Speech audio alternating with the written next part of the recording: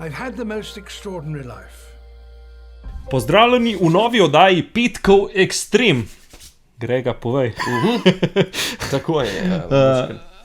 Današnja oddaja bom jaz sem sestavil ene par vprašanj za tebe, takih normalnih vprašanj. No? Normalnih vprašanj. Ja, mislim normalnih vprašanj, take vprašanja, ki je mogoče za večino ljudi zanimive. In bom odgovarjal. In boš ti odgovarjal, pa tudi jaz bom malo kaj dodal zraven, moje poglede in to je to. Pa začnimo. Če bi bil en dan lahko s enim zgodovinskim likom, s katerim bi bil, pa zakaj z njim? To je zdaj tako vprašanje, ki ne vem, če mi znam odgovoriti, zato ker je tak spekter velik vzga. Enega imaš. Enega, s katerim bi bil za en dan? Ja, da bi preživel en dan. Pa zakaj z njim? Mislim, lahko greš na večerjo, lahko veš pač tako. Aha, tako. Karkoli. Čakaj, a si on ali greš na večerjo? Ne, greš z njim, nisi on. Jaz sem te zastopil, ne, da ga tako. A veš, da bi pa kle rekel, da ni njih toliko zgodovinska oseba, ampak David Attenborough. To je tist, ki dokumentarce snema angleški, ne vem, Planet Earth pa tist, najbolj znan, s temo bi pa šel. Ker mi je res tak fascinanten človek. Iz katerega vidika? Pač že 60-70 let snema dokumentarce o naravi in ne vem, to mi je zanimivo. Si pogledal jih veliko? Ja, bi rekel, da kar dost. In kaj ti je najbolj zanimivo pri tem? Ne vem, vprašal bi ga, kako so se stvari spreminjale, kako se tehnologija, kaj on videl, ne vem, take stvari. Nisem sam zgodovinar, jaz. Tudi taka biologija oziroma narava me tudi zelo dosti zanima. Z enim takim človekom, ki je v tem cel življenje, to bi mi res fajn. Cool. Zanimivo. Pa ti? Ne vem, nima veze. Za tebe so vprašanja. Jaz sem rekel, da bom bolj pripomnil zraven. Druga, vem, da veliko bereš knjige, tako da me zanima, katero knjigo si nazadnje bral, ki ti je bila tako ful zanimiva, pa bi rekel, da jo priporočaš marsikšenemu, da se splačajo prebrati.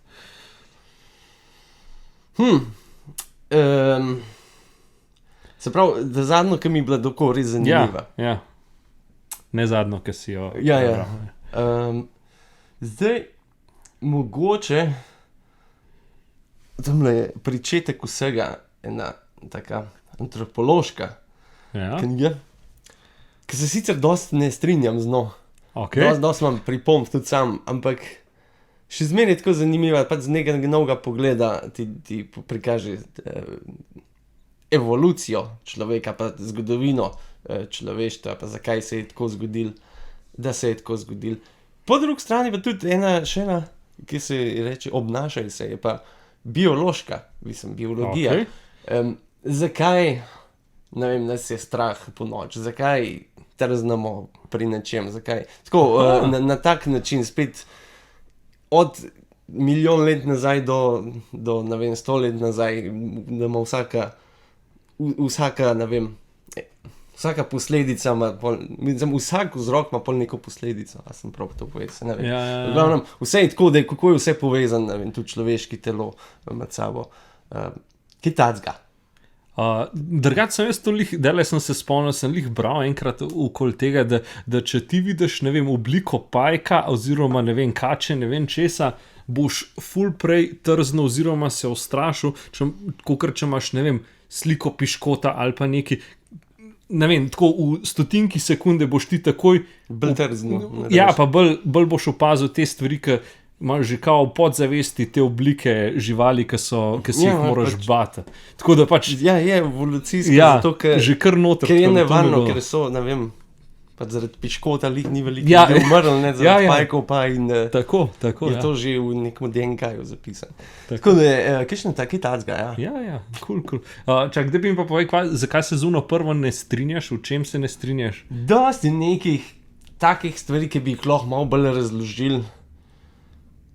Ali pa so, no, recimo, ker nekako tako med vrsticami so povedali, recimo Indijanci so imeli zelo drugačno strukturo, socialno strukturo, kot smo jo imeli Evropejci, ne. Ja. Recimo, imaš v zavesti tisti, da so imeli poglavarje pa to, ampak oni jih niso upoštevali. Pač, če je poglavar to rekel, pa če je enemu ni neki pasal, da to pač ni šel to narediti, ni bilo niti zakonov, da pa moraš to narediti.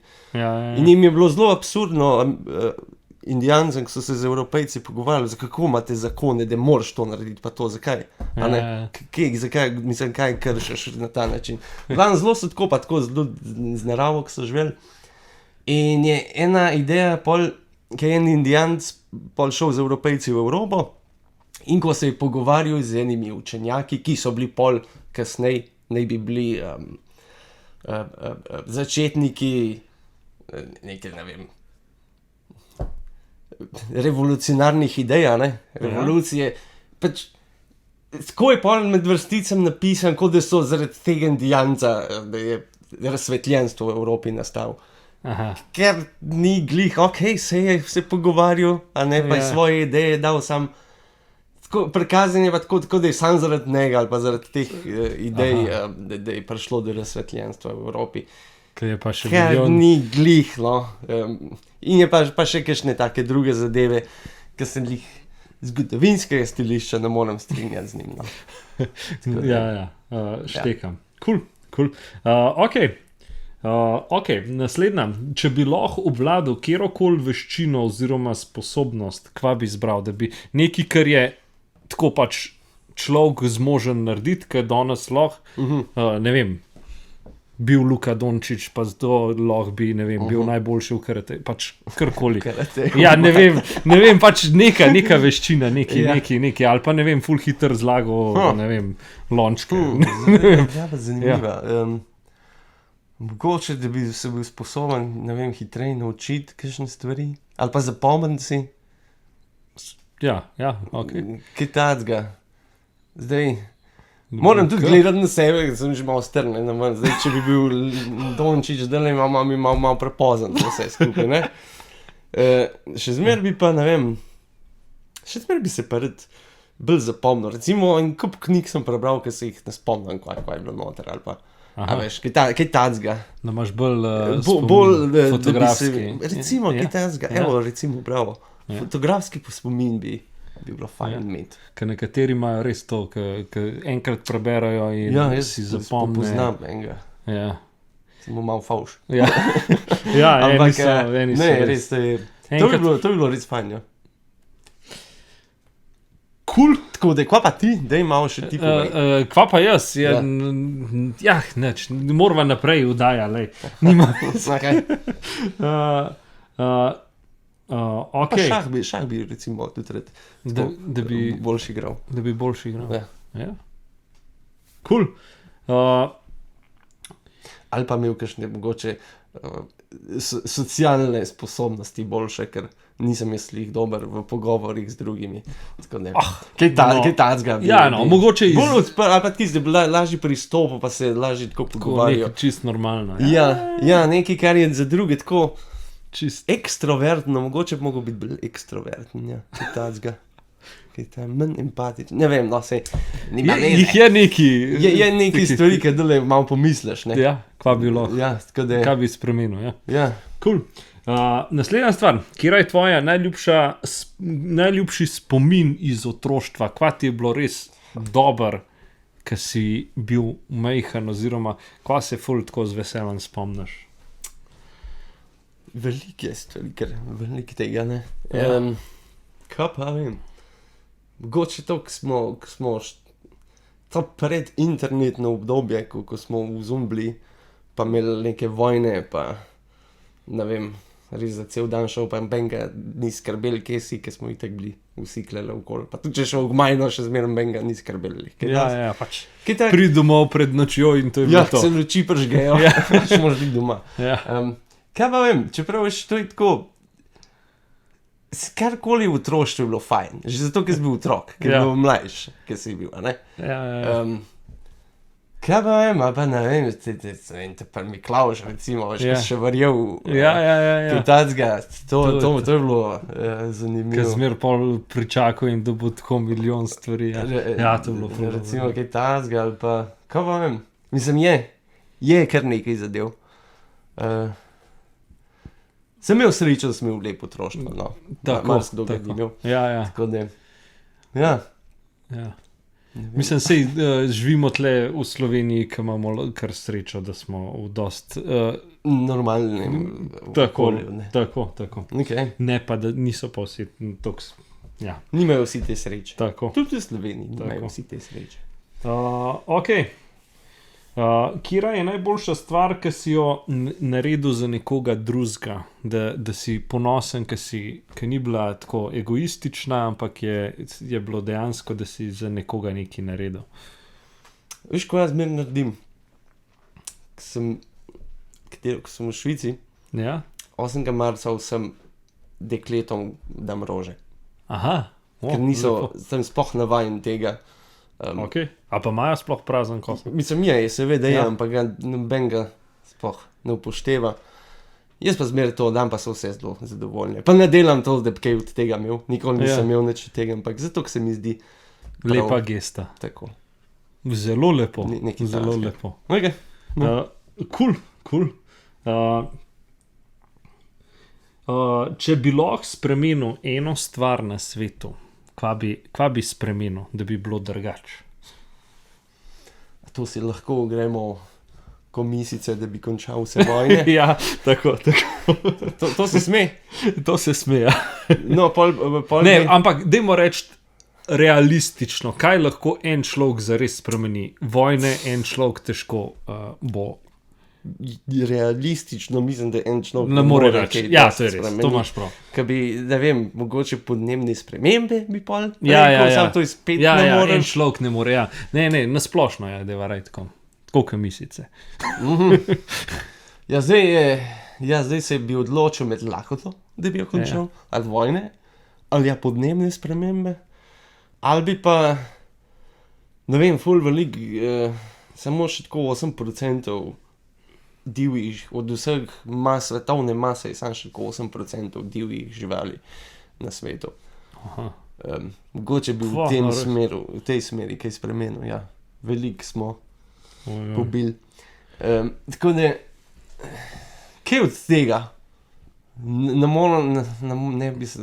vem, če se moraš za eno tole odločim. Pa bom šel v to zadnjo. Potrojil vsaj divje živali. Sam pol je tudi toliko več napadov in vsega. Ja, se prav. Sej. Ja. Tudi, ne vem, ali pa bi zmanjšal porabo domačih živali, glede na to, da ne vem, koliko 10 milijard ovc pa krav pa vsega tega je, ker polovico se ubije, pa se nič z njimi ne naredi. Ja, to je res.